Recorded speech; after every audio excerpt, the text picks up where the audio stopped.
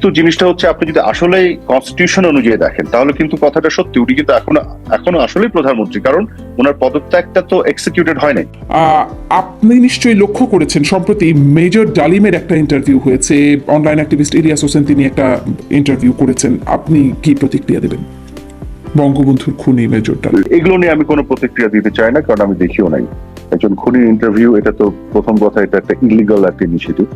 হ্যাঁ, একজন কনভিক্টেড কিলার এইভাবে ইন্টারভিউ নেয় এবং সেটা এক্সপোজ করে, এটা তো কোনো, এটা I don't want to talk about it.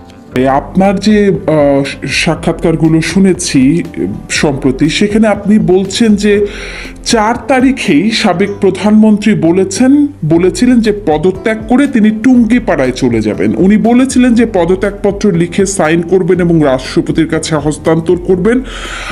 আর যেই প্রশ্নটি করতে চাই, তিনি কি আসলে পদত্যাগপত্র সাইন করেছিলেন?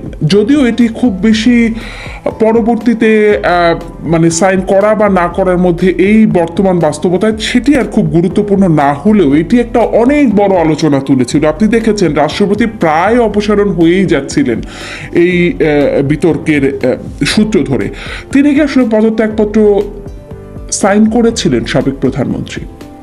দেখুন, মাননীয় প্রধানমন্ত্রী শেখ হাসিনা, বঙ্গবন্ধু কন্যা, উনি কিন্তু এবার প্রধানমন্ত্রী হতে চাননি। ওনার কিন্তু গতবারই সর্বশেষ ওনার টেনিয়র থাকার কথা ছিল, যেটি উনি বারেবার বলেছিলেন। কিন্তু উনি শেষের দিকে এসে সিদ্ধান্ত নিয়েছিলেন যে উনি এবার নির্বাচন করবেন এবং আওয়ামী লীগ বিজয়ী হলে উনি প্রধানমন্ত্রী হবেন। তো ওনার প্ল্যান ছিল টার্গেট গুলি যদি শেষ করা যায়, উনি যদি লক্ষ্যমাত্রা গুলো পূরণ করতে পারেন, উনি রাজনীতি থেকে রিটায়ারমেন্টে যাবেন, এটাই ওনার প্ল্যান ছিল। এবং রাজনীতি থেকে রিটায়ারমেন্টে যাওয়ার পরে ওনার ইচ্ছা ছিল উনি টুঙ্গিপাড়ায় চলে যাবেন, ওখানে থাকবেন। এটা কিন্তু ওনার আগে থেকে ঘোষণা দেয়া এবং ওনার বিভিন্ন সময় প্রাইভেটলি উনি ডিসকাস করতে এগুলো বলতেন।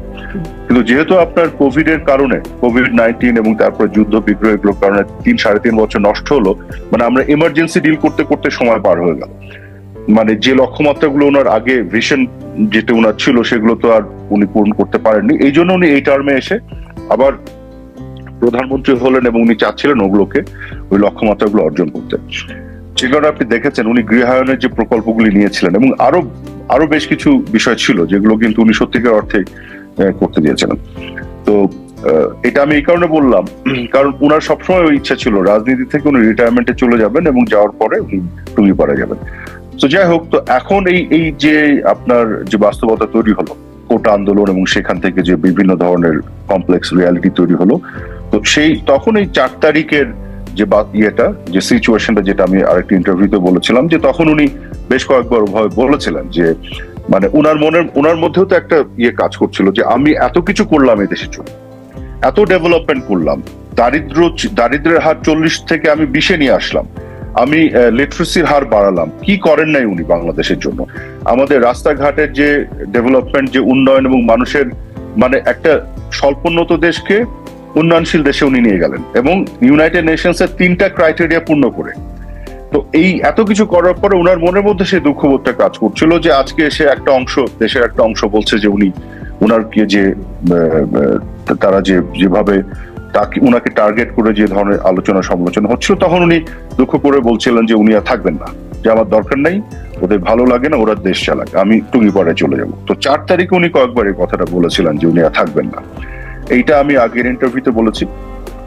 তো কাজে এই যেটি বলা হয় যে তারপরে কি তিনি পদত্যাগপত্র সাইন করেছিলেন, তিনি থাকবেন না, এই সিদ্ধান্তটা বা এই ভাবনাটা তার মধ্যে কাজ করছিল। তারপরে আমি আসি, অনেকগুলো আলাপ হচ্ছিল তখন, যার মধ্যে একটি আলাপ ছিল যে হ্যাঁ 5 তারিখে ওরা যে তাদের যে প্রোগ্রামটি দিয়েছে, সেদিন যদি গোটা ঢাকা শহরকে আপনার নিরবিচ্ছিন্ন একটা ডিফেন্স সিস্টেমের মধ্যে রেখে এটাকে কন্টেইন করা যায়, পরবর্তীতে হয়তো উনি নির্বাচনের ঘোষণা দিবেন বা উনি চলে যাবেন, ওরকমও অনেক কিছু আলাপ করা হয়েছিল কিন্তু। তো যাই হোক, তারপরে 5 তারিখে যেটি হয়েছিল, 5 তারিখে তো না, অনেকে যে বলে যে 5 তারিখ উনি নাকি জিত করছিলেন, ক্ষমতা ছাড়তে চাচ্ছিলেন, এটা ডাহা মিথ্যা কথা। এটা আমি যে কোনো সিচুয়েশনে বলতে পারবো, এই কারণ আমি 4 তারিখে তো দেখছিলাম যে ওনার ক্ষমতায় থাকার ইচ্ছাই ছিল না, মানে উনি খুবই হার্ড ছিলেন আর কি, সত্যি কথা বলতে। যাই হোক, তো 5 তারিখের ঘটনাটা যেটা আমি জানি, উনি যেহেতু নিজে প্রপোজ করলেন উনি থাকবেন না, উনি চলে যাবেন, এবং উনি মূলত যেটা করতে চেয়েছিলেন, উনি বঙ্গভবনে যেতে চেয়েছিলেন, গণভবন থেকে পদত্যাগপত্র লিখে সেটা সাইন করে এবং সেই পদত্যাগপত্র জমা দিতে। কিন্তু সত্যি কথা বলতে যে সেই যে পদত্যাগপত্রটা সেইটা কিন্তু আর রাষ্ট্রপতির কাছে নিয়ে যে জমা দেওয়া হয়নি। সাইন করা হয়েছিল অফিসিয়ালি সাইন করা হয়েছে কি হয়নি এটা কিন্তু আর ম্যাটার করে না। যদি ধরেন সাইন করা নাও হয়, আপনি বা হয়, পদত্যাগ পত্রটা কিন্তু ফিজিক্যালি থাকতে হবে এবং সেই পদত্যাগ পত্রটা হ্যান্ড ওভার হতে হবে রাষ্ট্রপতির কাছে। আপনি যদি অফিসিয়াল জায়গা থেকে চিন্তা করেন, যেহেতু এটা করা যায়নি, তার আগেই ওনাকে অনেকটা ফোর্স করে জোর করেই ওখান থেকে ফিজিক্যালি রিমুভ করার জন্য তারা হেলিকপ্টার উঠিয়েছে, বাধ্য করেছে এবং দেশের বাইরে পাঠিয়ে দিয়েছে, যে কারণে ওই কাজ, ওই ফর্মালিটিসটা কিন্তু আর করা যায়নি। এবং আজকে আপনাকে আর একটা তথ্য দিই আমি, ইন্টারেস্টিং তথ্য, সেটা হচ্ছে যে 3 দিন পরে, 5 তারিখের পরে 6, 7, 8 তারিখে সম্ভবত শপথ নেওয়ার যে বিষয়টি হলো, 3 দিন পরে যখন প্রফেসর ইউনূসের নেতৃত্বে অন্তর্বর্তীকালীন সরকারের শপথ নেওয়ার বিষয়টি হলো, তখন কিন্তু এই পদত্যাগপত্র খোঁজা হয়েছিল, কিন্তু পদত্যাগপত্র কেউ কিন্তু খুঁজে পায়নি। যাই হোক, সেটা অন্য ডিসকাশন, বাট সেটি আসলে রাষ্ট্রপতির হাতে পৌঁছায়নি। এমন একটা সিচুয়েশন ক্রিয়েট করা হলো, এমন একটা সিচুয়েশন ক্রিয়েট করা হলো যেটা এটা হলো না। কিন্তু ক্ষমতা উনি ছেড়ে দিতে চেয়েছিলেন, উনি হয়তো যেটা চেয়েছিলেন যে উনি বঙ্গভবনে যাবেন, পদত্যাগপত্র হস্তান্তর করবেন, সেটাকে উনি ওভারসি করবেন। মোহাম্মদ আরাফাত, আমি একটু এখানে জানতে চাই যে আপনি বলছিলেন যে তিনি আসলে ছেড়ে দিতে চেয়েছিলেন এবং তিনি রিটায়ারি করতে চেয়েছিলেন, তার মধ্যে কি এখনো সেই ইচ্ছাটা আছে যে তিনি আসলে রাজনীতি থেকে অবসর গ্রহণ করবেন? কারণ তাকে আমরা রাজনীতিতে এখন সক্রিয় বা বিভিন্ন জায়গায় বক্তব্য, নানান রকম কথাবার্তাও বলতে শুনছি, এবং তিনি যদি ক্ষমতা ছাড়তেই চান তাহলে তাহলে তিনি পরবর্তীতেও নিজেকে প্রধানমন্ত্রী দাবি করছেন বা করলেন কেন? আমরা এমনকি ট্রাম্পকে দেওয়া শুভেচ্ছা বার্তাও তাকে বাংলাদেশের প্রধানমন্ত্রী হিসেবে শুভেচ্ছা বার্তা পাঠাতে দেখেছি। এগুলো কি আসলে খুব ভালো হচ্ছে? ট্রাম্পকে দেওয়া যে শুভেচ্ছা বার্তা, ওটাতে যেটি লেখা ছিল, আপনি খেয়াল করে দেখবেন প্রধানমন্ত্রীর কথাটা কিন্তু ব্র্যাকেটের মধ্যে লেখা ছিল। আপনি দেখবেন যে গত 4 বছর বা এই মুহূর্ত পর্যন্ত আমেরিকার প্রেসিডেন্ট কিন্তু বাইডেন, রাইট? ডোনাল্ড ট্রাম্প কি আমেরিকার প্রেসিডেন্ট? না, এখনো না। কিন্তু ওনাকে যতবার বলা হয়, অ্যাড্রেস করা হয়, প্রেসিডেন্ট ট্রাম্প হিসেবে অ্যাড্রেস করা হয় না। ওয়ান্স আপনি প্রেসিডেন্ট, আপনাকে কিন্তু বলা যেতে পারে প্রেসিডেন্ট, এটা কিন্তু সাবেক বলাটা নেসেসারি না, এবং এটা কিন্তু একটা ফিগার অফ স্পিচ, একজনের পরিচয়ের সাথে সেই জিনিসটা রিফ্লেক্ট করানোর জন্য। কিন্তু কোথাও কি এক্সপ্লিসিটলি দাবি করা হয়েছে ওভাবে যে এখনো ফর্মালি বা কনস্টিটিউশনাল উনি প্রধানমন্ত্রী? কিন্তু জিনিসটা হচ্ছে, আপনি যদি আসলেই কনস্টিটিউশন অনুযায়ী দেখেন তাহলে কিন্তু কথাটা সত্যি, উনি কিন্তু এখনো আসলেই প্রধানমন্ত্রী, কারণ ওনার পদত্যাগটা তো এক্সিকিউটেড হয় নাই। এইটা একটা। দ্বিতীয় জিনিস, আপনি যেটার সাথে যেটা মেলাচ্ছেন, উনি যদি ক্ষমতা ছেড়ে দিতেই চান তাহলে এখন কেন অ্যাক্টিভ হচ্ছেন এটা বলছেন, কারণ আজকে বাংলাদেশটা কোথায় চলে গেছে, আজকে দেশের অবস্থাটা কি? কাজে এই মুহূর্তে তো উনি রিটায়ারমেন্টে যাওয়ার প্রশ্ন আসে না। উনি রিটায়ারমেন্টে যেতে চেয়েছিলেন একটা শান্তিপূর্ণ ট্রানজিশনের মধ্য দিয়ে, সেই ট্রানজিশনটা তো হয়নি। বরং আজকে বাংলাদেশের কি অবস্থা, আপনি যে সেক্টরে কাজ করেন, আপনি সাংবাদিক, কত সাংবাদিকের উপরে যে মিথ্যা মামলা দিয়ে জেলে ঢুকানো হয়েছে, কত সাংবাদিককে চাকরিচ্যুত করা হয়েছে, কত সাংবাদিকদেরকে আক্রমণ করে হত্যা করা হয়েছে, কত সাংবাদিকদেরকে আপনার বিভিন্ন যে মিডিয়া হাউসগুলো দখল করা হয়েছে। আর পলিটিশিয়ানদের কথা বাদ দিলাম, আজকে শাহরিয়ার কবিরের মতো একটা মানুষ, জাস্টিস শামসুদ্দিন চৌধুরী মানিকের মতো একটা মানুষ, তাদেরকে জেলে নিয়ে যে ফ্লোরের মধ্যে রেখে দিয়েছে। কি অন্যায় করেছে তারা? এরা কি খুনি? এরা কি ধর্ষক? আপনার মোহাম্মদ জাফর ইকবাল, প্রফেসর জাফর ইকবালের মতো একটা মানুষ, তার বিরুদ্ধে তারা মামলা দিয়েছে, কি মানবাধিকার বিরোধী মামলা। এবার তো এই যে ঘটনাগুলি ঘটছে, এই বাস্তবতায় কি উনি ওনার দায়িত্ব এড়াতে পারবেন? এটা তো পারবেন না, যে কারণে উনি এই ফাইটটা করছেন। কাজে আজকে বাংলাদেশটা যেভাবে নরকে পরিণত করা হয়েছে পুরো দেশটাকে, আপনি দেখেন জঙ্গিবাদের উত্থান, আজকে আইন শৃঙ্খলা বলে কিছু নাই, কোথাও আইন শৃঙ্খলার কিছু আছে? মানুষ তো আনসেফ ফিল করে সব জায়গায়, চারিদিকে তো জঙ্গিদের আস্ফালন। যত বড় বড়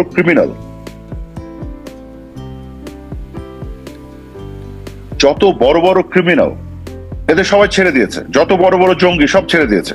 আর যত আপনার রাজনীতিবিদ, সাংবাদিক, শিক্ষক, গবেষক, শিল্প সাহিত্যের সাথে সম্পৃক্ত যারা অ্যাক্টিভিস্ট, তাদেরকে জেলে ঢুকে রেখে দিয়েছে। এই তো বাংলাদেশে আজকে বাস্তবতা। তারা করাপশন নিয়ে এত কথা বলে, অথচ তারা কেন এতগুলি প্রজেক্টের সময় এবং ব্যয় বাড়ালো? আপনি আমাকে বলেন। আজকে শেয়ার মার্কেটে কেন হাজার হাজার কোটি টাকা মূলধন চলে যাচ্ছে? এই প্রশ্ন কে করবে? গত 5 মাসে কি বাংলাদেশ থেকে অর্থ পাচার হয় নাই? আপনি একটু গ্লোবাল ফাইন্যান্সিয়াল ইন্টিগ্রিটি রিপোর্টটা একটু দেখেন, তারা তো যে রেকর্ড করে সেখানে কি পাচার হয় নাই? আপনি বলে দিচ্ছেন 15 বছরে এত অর্থ পাচার হচ্ছে, মিথ্যা বিভিন্ন কথা বলে দিচ্ছেন, মিসকোট করছেন জিএফআই রিপোর্টকে করে। তারা যে সম্ভাব্য অ্যামাউন্টের কথা বলছে সেটাকে আপনি বলে দিচ্ছেন এক্সাক্ট অ্যামাউন্ট। হ্যাঁ, হোয়াইট পেপার পাবলিশ করছেন উইদাউট এনি অথেন্টিক এভিডেন্স। স্পষ্ট একটু আসি যে আপনারা আসলে সামনে রাজনীতিতে আপনারা আছেন, সক্রিয় এখনো রাজনীতির মধ্যে আছেন, কিন্তু বাংলাদেশে যেই মানে এখন দেশ ছাড়া আওয়ামী লীগের সভাপতি সাবেক প্রধানমন্ত্রী শেখ হাসিনা সহ আওয়ামী লীগের সিনিয়র নেতারা অনেকেই দেশ ছাড়া। দেশে ফিরে সামনে নির্বাচন, এই সম্পর্কিত আপনাদের পরিকল্পনা কি বা দেশে ফেরার পরিকল্পনা কি? মানে আন্দোলনকারীরা বলছে আপনাদের ফিরতে দেবে না। এটা সামনের দিনে আপনারা দেখতে পারবেন। আচ্ছা, সেই পরিকল্পনাটা আপনারা এখনো এক্সপোজ করতে চান না? জি। আমি আসি, এই যে আন্দোলনটা হয়ে গেল, জুলাই বিপ্লব, জুলাই গণ অভ্যুত্থান নামে পরিচিত, যারা আন্দোলন করেছে বৈষম্য বিরোধী ছাত্র আন্দোলন, যারা আসলে সামনে দেখা গেছে, তারা এটাকে বলছে বিপ্লব। সরকারের পক্ষ থেকে এটা গণ অভ্যুত্থান, সুশীল সমাজের অনেকেই ব্যাখ্যা করছেন এটি গণ অভ্যুত্থান। আপনারা এটিকে আসলে কিভাবে দেখেন বা কি বলবেন? আমরা এটাকে দেখে মানে এখানে একটা বড় ধরনের ষড়যন্ত্র হয়েছিল নিশ্চয়ই, এবং সেটার সাথে সাথে ধরেন আমাদেরও কিছু ভুল ভ্রান্তি ছিল সিদ্ধান্ত গ্রহণে এবং বিভিন্ন কিছু ডিলে হওয়া এবং এই ষড়যন্ত্রের গভীরতা বুঝতে না পারা। তো এখানে আমি দেখি পুরো জিনিসটা অনেকটা আমাদেরই ব্যর্থতার আউটকাম হিসেবে হয়েছে।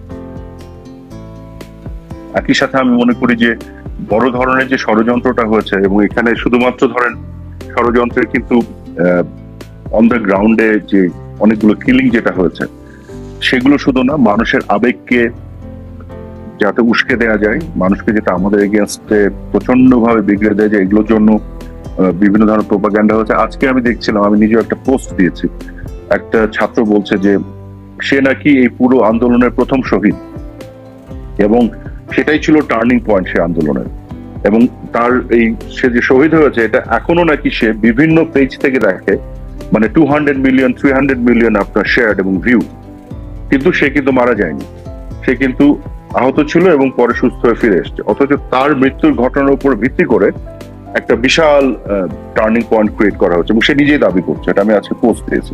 তো এই ধরনের অনেক ম্যাটিকুলাস প্ল্যান করা হয়েছিল, যেটা আমরা মনে করি যে শব্দটা আপনারা শুনেছেন, এবং করে আমাদের বিপক্ষে মানুষের মনকে বিষিয়ে তোলার একটা অপচেষ্টা নেওয়া হয়েছে।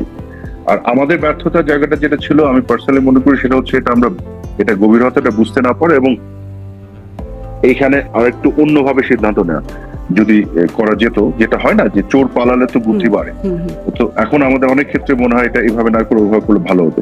যেটি বলছেন যে আবেগকে কাজে লাগানো, মানুষের আবেগকে কাজে লাগানো বা মানুষের মনকে বিষিয়ে তোলা। একটা বিষয় আমরা যখন মানে গণমাধ্যমের খবরে যেগুলো লক্ষ্য করা গেছে, যে আন্দোলনের যে ধারাবাহিকতা, একটার পর একটা ঘটনা ঘটে গেল, মাননীয় প্রধানমন্ত্রী তখন, সাবেক প্রধানমন্ত্রী, তিনি যখন বললেন মুক্তিযোদ্ধাদের নাতিপুতিরা কোটা পাবে না, তো কি রাজাকারের নাতিপুতিরা পাবে? তিনি বললেন মুক্তিযোদ্ধার সন্তান নাতিপুতিরা কেউ মেধাবী না, যত রাজাকারের বাচ্চা নাতিপুতিরা মেধাবী, তাই না? তারপরেই আমরা দেখলাম আসলে রাস্তায় তুমি কে আমি কে, রাজাকার রাজাকার, কে বলেছে স্বৈরাচার স্বৈরাচার, এরকম স্লোগানে মুখরিত হলো। আপনি একটু থামাই, এই যে আপনি বললেন না তারপরে যে স্লোগানটা হয়েছিল তুমি কে আমি কে, রাজাকার রাজাকার, এখানে কিন্তু একটা কারেকশন দিই আমি। ওই দিন রাত্রে ঢাকা ইউনিভার্সিটি ক্যাম্পাসে যারা কোটা নিয়ে আন্দোলন করছিল, তারা যে স্লোগানটা দিয়েছিল সেটি কিন্তু এতটুকুই ছিল, তুমি কে আমি কে, রাজাকার রাজাকার, এর আগে পিছে আর কিছু ছিল না। ওই দিন রাত্রে যত স্লোগান হয়েছে, এই স্লোগানগুলোর ভিডিও ফুটেজ আছে আমার কাছে, এবং আপনারা কেউ যদি ওই দিন রাত্রের কোনো ভিডিও ফুটেজ দেখাতে পারেন তুমি কে আমি কে, রাজাকার রাজাকার, এটার আগে বা পিছে অন্য কিছু আছে, তাহলে আমি আবার আমার রাজনীতি ছেড়ে দেবো। আমি এটা শুনেছি, ঠিক ওই দিন রাত্রে কিনা বলতে পারবো না, কিন্তু কে বলেছে স্বৈরাচার স্বৈরাচার, এটা পরের দিন ওই দিন রাত্রে যখন প্রচন্ড ভাবে সমালোচনা হলো, এটা নিয়ে যখন আমরা প্রচন্ড ভাবে রিয়াক্ট করলাম, আমি নিজে তো শাহবাগে গিয়েছিলাম, আমরা বলেছি যে দেখো ছাত্ররা কোটার ইয়ে চাচ্ছে, কি বলে, কোটা বাতিল চাচ্ছে। এটা তো আমরাও চাচ্ছি। ছাত্ররা বৈষম্যের নিরসন চাচ্ছে, বৈষম্যের বিরুদ্ধে তাদের অবস্থান, তো আমাদেরও তো অবস্থান বৈষম্যের বিরুদ্ধে। 2018 সালে কোটা তো পরিপত্র দিয়ে আমরাই বাতিল করছি। যখন উচ্চ আদালত এটাকে আবার ফিরিয়ে আনলো, তখন এটার বিপক্ষে তো আমরাই আপিল করেছি এটাকে বাতিল করার জন্য। কাজেই তাদের দাবির সাথে আমাদের দাবির তো কোনো পার্থক্যই ছিল না। শুধু একটা পার্থক্য, তারা একটা জিদ করছিল আপনাদের এখনই ঘোষণা দিতে হবে, একটা কমিশন করে এটা করা সেটা করে। আমরা বলছিলাম যে এটা যেহেতু একটা সাবজুডিস ম্যাটার হয়ে গেছে, বিচারিক প্রক্রিয়া চলে গেছে, আমরা বিচারিক প্রক্রিয়াতে সমাধান করছি। বাট ছাত্রদের যে দাবি, সেই দাবির পক্ষে আমরা আদালতে ফাইটটা করছি। আমরা কিন্তু ফাইট আদালতে করছি তাদের দাবির পক্ষেই, বিকজ উচ্চ আদালত তো আমাদের পরিপত্রের বিপক্ষে, সরকারের পরিপত্রের বিপক্ষে রায়টা দিচ্ছে। তো আমি যেটা বলেছিলাম যে তাদের দাবির সাথে আমরা একমত, তাদের দাবির পক্ষে আমরা আদালতে ফাইট করছি, তাদের সাথে আমাদের কোনো দ্বিমত নাই। কাজে এখানে কারো তো রাজাকার হওয়ার দরকার নাই এই দাবি আদায়ের জন্য। কিন্তু কিন্তু তৎকালীন প্রধানমন্ত্রী যেটি বললেন, দ্বিমত তো স্পষ্ট বোঝা যাচ্ছে যে মুক্তিযোদ্ধার নাতিপুতিরা কোটা পাবে না তো কি রাজাকারের নাতিপুতিরা কোটা পাবে? মানে ছাত্ররা তো কেউ বলে নাই যে রাজাকারের নাতিপুতিদেরকে কোটা দেন, তাও কি বলা হয়েছিল? কেন এমন বক্তব্য আসলো? মানে এতে দিয়ে আসলে ওইটা তো একটা ফিগার অফ স্পিচ। ওইখানে একটা হেড যেটা ওনার ছিল যে এই দেশ তো মুক্তিযোদ্ধারা স্বাধীন করেছে, এবং স্বাধীন করার পরে 75-এর 15 আগস্টের পরে আপনি জানেন কি হয়েছে। দীর্ঘ সময় ধরে মুক্তিযোদ্ধারা কিন্তু বাংলাদেশে বিভিন্ন ধরনের সুযোগ সুবিধা বঞ্চিত ছিল, তাদের পরবর্তী প্রজন্মও কিন্তু সুযোগ সুবিধা বঞ্চিত ছিল। যে কারণে মাননীয় প্রধানমন্ত্রী সবসময় একটা সফট কর্নার ছিল মুক্তিযোদ্ধাদের প্রতি, এবং সেখানে কিন্তু উনি দলমত দেখতেন না কখনো। মুক্তিযোদ্ধাদের ব্যাপারে ওনার একটা আলাদা বিষয়টা ছিল।